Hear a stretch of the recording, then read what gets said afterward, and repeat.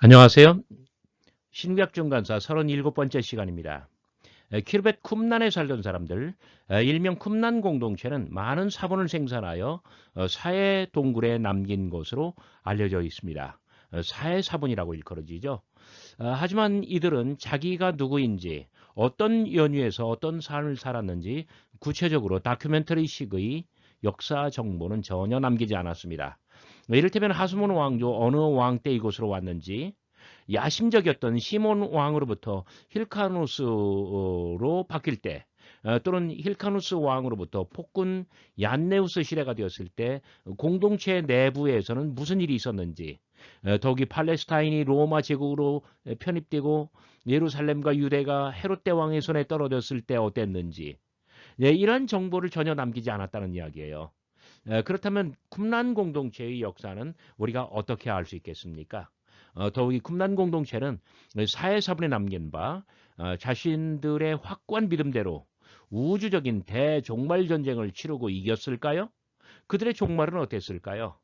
그들은 자신의 역사에 대해서 아무런 정보를 남기지 않았지만 바로 이 시간에는 고고학적인 발굴과 해석을 통해서 쿰란 공동체의 역사를 대략적으로 알아보려고 합니다. 중요한 관찰 포인트가 있다고 한다면, 자, 물을 대량으로 확보하여 저장하는 저수조의 확충, 그다음에 메시아 연회와 관련된 그러한 어떤 시설들, 이 사본의 필사와 생산 및 보존과 관련된 그런 어떤 시설과 그런 어떤 통찰력, 이런 것들이 언제 어떻게 마련되었는가 하는 점입니다. 그리고 발굴과 데이터의 해석에 중요한 것들은 토기, 그다음에 지진의 흔적, 잿더미, 그리고 결정적인 것이 바로 뭐냐면 동전입니다. 여러 시대의 동전들이 한꺼번에 나왔거든요. 특히 쿰란 공동체가 멸망해서 역사의 언덕 너머로 사라진 것은 고고학적인 증거만이 증언할 수 있는 포인트입니다. 롤랑 드보의 역사 구분. 롤랑 드보 신부는 쿰란의 초기 고고학적 발굴에 가장 많이 기여를 한 사람입니다. 1959년 영국 학술원의 슈바이 클렉처, 그리고 그의 저술 Archaeology and the Dead Sea Scrolls에서 고고학적인 발굴 결과 키르벳 쿰란의 역사를 드보가 정리했습니다. 이후에 대부분의 학술적 논의는 이 구분을 따르고 있습니다. 자, 그것은 이렇게 1기부터 6기까지가 있을 때에 2, 3, 4기가 에세네 기간이고요. 그 전은 이스라엘 시대, 그 후는 로마 시대와 제2반란기로 이렇게 구분을 합니다. 원래 쿰란 시설은 원래 존재했는데 그것은 기원전 9세기부터 7세기까지 이스라엘 시대예요. 그러니까 에스네인들이 들어오기 이전에도 이 시설은 존재했고, 그리고 기원전 150년 하스몬 왕조 때죠. 그때에 들어와서 120년 동안 그때가 일기고, 그리고 에스네인들이 이 장소를 버리고 다른 데로 나간 적이 있어요. 대략 한 30년 가까이요. 27년이네요. 그리고 다시 들어와서 기원전 4년 헤롯 대왕이 죽을 때부터 유대 전쟁이 발발할 때까지, 그때까지 다시 들어와서 살았다는 거예요. 그렇다고 한다면 키르벳 쿰란의 에스네인들이 들어와서 거주한 역사는 대략 213년이 되네요. 200년 남짓이 된다는 그런 계산입니다. 그 이후에 쿰란 사람들 외에 로마의 주둔 부대, 그다음에 또 다른 유대인들이 들어와서 이 시설물을 사용했다고 합니다. 자, 구체적으로 한번 살펴볼까요? 이스라엘 시대 기원전 9세기 내지 7세기까지죠. 그러니까 에스네인들이 이곳에 오기 전에 고전적으로 또 역사적으로 어떤 사람들이 여기 와 들어와서 살았을까요? 자, 그 롤랑 드보는 전체 고고학적으로 발굴을 하면서 제2층에서 어떤 항아리, 토기의 파편을 발견하고요. 그리고 상대적으로 담장이 낮아요. 이 돌담이. 그 다음에 비문에 뭐라고 써 있는데 그 문구는 라멜렉, 왕께 속한이라는 뜻이었어요. 그다음에 제2철기 시대의 다른 이스라엘 요새와 비교했을 때 어떤 그 결론이 뭐냐면 이 시기에 사람들이 살았다는 거예요. 자, 이때의 건물은 큰 직사각형입니다. 그 안에는 정원이 있고요. 동쪽 벽을 따라서 나열된 방들이 있고요. 그리고 원형의 큰 저수조도 이때의 것입니다. 제가 조금 이따가 그 지도로 보여드릴게요. 자, 여호수아 15장 61, 2절에 언급된 6개의 도시 가운데 사해 바닷가 유대 광야에 있는 6개의 도시 가운데 소금 도시 이르함메라가 바로 여기 있을 것이라고 롤랑 드보는 결론을 내립니다. 자, 제2층으로 보아서 이것은 이제 여기 제2층이 있었다고 하는 거잖아요.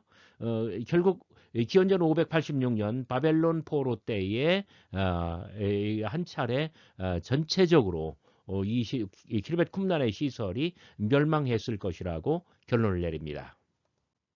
자, 두 번째는 SN의 1기간, SN의 1A 기간이에요. 이것은 기원전 150년부터 100년까지로 보고 있습니다. 자, 원래의 시설 중 특히 원형 저수조 곁에 두 개의 직사각형 저수조를 팠습니다. 원형 저수조 곁에 두 개의 직사각형 저수조. 자, 물이 많이 필요했다는 것은 무엇을 뜻하나요? 인구가 늘었다는 거예요. 여기 거주하는 사람들의 수가 굉장히 많이 늘었다는 거예요. 또는 사람들뿐만 아니라 뭐예요? 그 가축들도 있었을지 모르죠.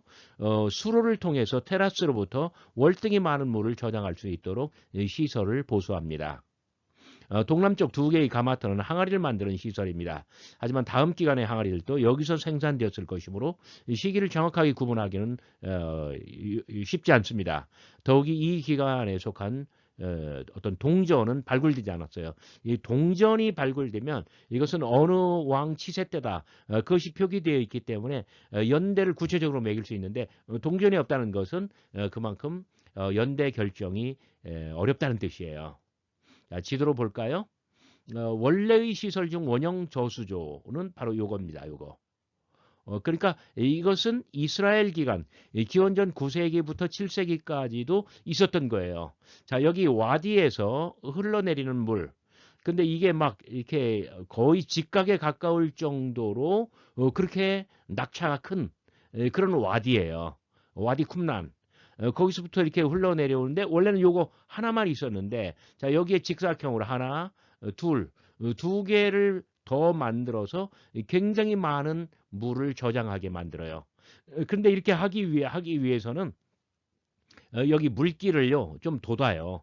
돋우어 가지고 이렇게 빨리빨리 내려가지 않고 그리고 여기로 해서 이렇게 지나쳐 가는 것이 아니라 이쪽으로도 올 수 있도록 여기와 여기에 올 수 있도록 이 물길 수로의 뭐랄까요? 이 물매를 좀 높이는 거예요. 바닥을. 그렇게 해서 이 두 개의 대단히 커다란 이 저수조, 시스턴이죠. 이 직사각형 저수조를 만들고 물을 담아두게. 1년에 뭐 한두 차례 오는 물 얼마나 귀해요. 이 꼭대기에다가 물을 그러니까 많이 담아두어야 사람들이 거주하면서 생활용수로 그다음에 어떤 제의적 정결을 위해서 사용할 수 있게 되는 것이죠. SN의 2기의 후반부입니다. 바로 키르벳 쿰란의 전체적인 그 어떤 시설 구조물이 이때 완성됐다고 보는 거예요. 쿰란의 건축이 이때 완성되었습니다. 이스라엘 시대의 건축에 망루, 부엌, 그러니까 망루면 요거죠. 2층으로 된 그다음에 벽이 굉장히 두꺼운 그러한 어떤 방어용 시설을 겸했다고 보는 거예요. 그다음에 회의장, 이제 부엌은 요거고요. 회의장, 그다음에 더 많은 저수조, 그러니까 1기 전반부에 이 두 개를 만들었다고 한다면 이런 것들, 그 다음에 이렇게 굉장히 큰 저수조를 잔뜩 파요. 비는 1년 중 잠깐 한두 차례 오지만, 그러나 1년 내내 아주 많은 사람들이 거주할 수 있도록, 그 다음에 식수, 생활용수, 그 다음에 제의적 청결을 위해서 필요하는 어떤 목욕, 네, 이런 것들 다 가능하도록 저수지를 확충하고 그다음에 정원 이 안에 있고요. 그다음에 그 식당, 요게 바로 식당이면서 아마 회의장이었을까요? 메시아 연회가 여기서 있었을 거고요. 그다음에 네, 각종 어떤 창고나 뭐 거실이나 이런 것들, 그다음에 마구간은 이 공간입니다. 그다음에 가마터, 가마터는 이거고요. 네, 그래서 이런 아주 복합적인 건물로 증축되고 보강됩니다. 그런데 참고로 요 스크립토리움 요 공간은 SN의 두 번째 기간 SN의 2기에 만들어졌다고 보는 거예요. 근데 가마터는 뭐를 위한 거예요? 항아리를 만들어요. 키 60cm, 폭 지름 25cm. 항아리는 뭘 위한 거예요? 어떤 사본을 담아두는 것.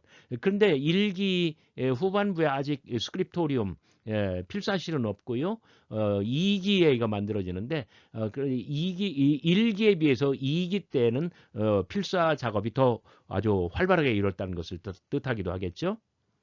자, 쿰란에는 제2층이 있고 계단이 쩍 둘로 갈라진 대형 저수조가 있고요. 어떤 것이었는지는 모르겠어요.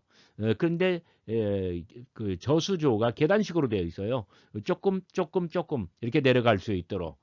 그런데 이 계단이 둘로 갈라졌다는 거예요. 이것은 기원전 31년에 지진과 또 그로 말미암는 어떤 화재와 관련됐다고 보는 거예요. 그래서 SN의 2기의 후반부는 기원전 100년부터 31년까지 70년으로 그렇게 계산을 하는 것입니다. 자, 6기의 기간. 물론 기원전 31년부터 4년까지 27년은 SNA인들이 이 건축을 포기하고 다른 데로 나가서 살던 기간이에요.